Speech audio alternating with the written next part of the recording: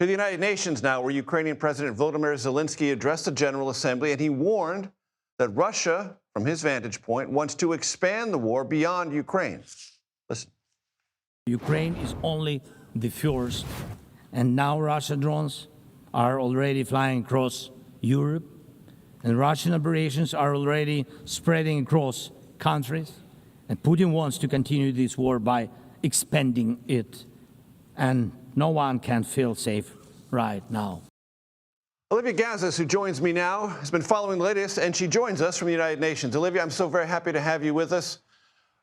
In his speech, President Zelenskyy talked, of course, about Ukraine, but he talked in great detail about Estonia, Moldova, and other parts of the world he believes are now in the threat matrix from the war in Ukraine.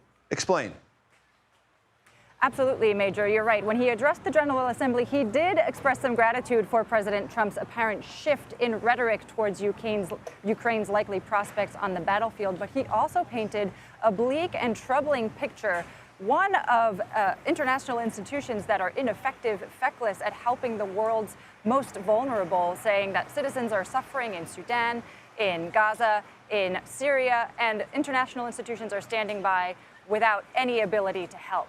He also, as you showed there, warned that Russia was not limiting its military ambitions to Ukrainian territory. He cited those recent incursions that we saw over NATO airspace over Poland, Romania, Estonia, the Baltics, saying Putin will not stop at Ukraine's borders, and it would be cheaper, he made a business case, to stop him now than to wait for the Russians to develop ever more effective ways of reaching deeper and deeper into NATO territory.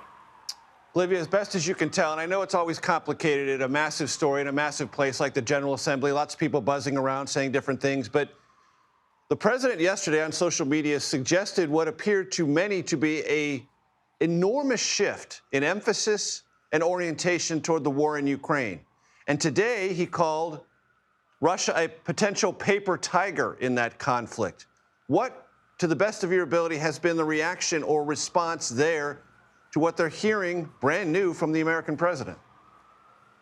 You're absolutely right that it was sort of an unexpected way for the president to reveal this new apparent mindset. He gave little indication of it during his own remarks to the General Assembly, or even just before meeting with President Zelenskyy in remarks to the press. Instead, it was on that Truth Social statement where he laid out an entirely different worldview than he apparently had been espousing in the months prior. At first, this was greeted with something like jubilation by the Ukrainians, by the European officials that I've spoken with here. Now I think that's settled into something like cautious optimism, just because it is not clear whether this is passing rhetoric, whether this is an attempt at provoking President Putin, whether this is actually going to be met with any new material American contributions, which were absent from the statement itself. At the end of the statement, the president did wish both countries well and made no indication that the U.S. was preparing to take any more punitive measures towards the Russians.